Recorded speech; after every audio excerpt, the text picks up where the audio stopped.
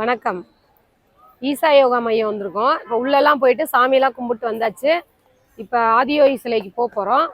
வாங்க பார்க்கலாம். அதில் சர்வீஸ்லாம் இருக்குது. நீங்கள் பஸ்ஸில் வேணாலும் போய்க்கலாம்.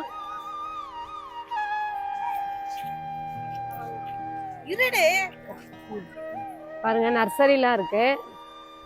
தோட்டத்தில் வேலை செஞ்சுட்டு இருக்காங்க எல்லாரும். செடியெல்லாம் தருவாங்களான்னு தெரியல, கேட்டு பார்க்கலாம். காசு கொடுத்தா தருவாங்கன்னு நினைக்கிறேன். ஒரு செடி இங்கே ரொம்ப இல்லை, 3 ரூபா தான். அப்படியா? சரி, வாங்கிக்கலாம். ஆனால் நமக்கு இடம் இல்லையே வளர்த்து. நம்ம மொட்டை மாடியில் வச்சு வளர்ப்போம். வீடு நம்மளுக்கு இல்லையே. சரி, ஹவுஸ் ஓனர்கிட்ட சொல்லிக்கலாம். வளர்ப்பாங்க.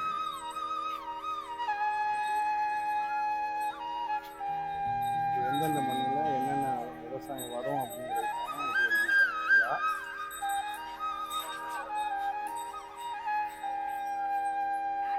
எந்தெந்த செடின்னு எழுதியிருக்காங்க. உங்களுக்கு எந்தெந்த செடி வேணுமோ நீங்க வாங்கிக்கலாம் கேட்டு.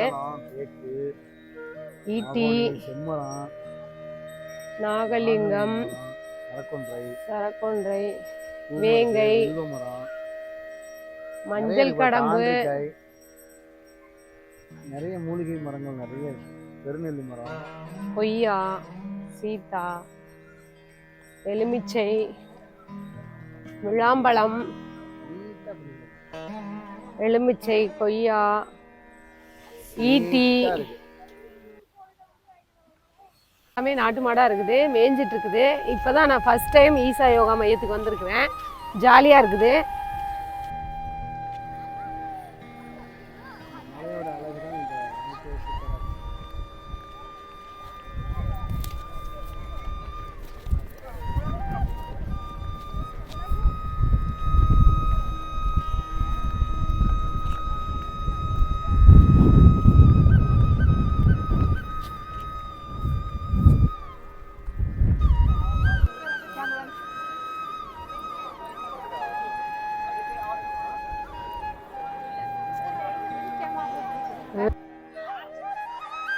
பாருங்க, ஆதியோகி சிலைக்கு வந்தாச்சு. சூப்பரா இருக்கு சிலையே. கட்டுமானம்லாம் அழகா இருக்குது. கூட்டம் நிறைய இருக்காங்க. மேல நம்ம பக்கத்துல போலாம்.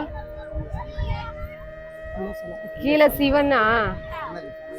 சிவன் சன்னதி இருக்குது, பார்க்கலாம் வாங்க. அங்க கொஞ்சம் கூட்டமா இருக்கு.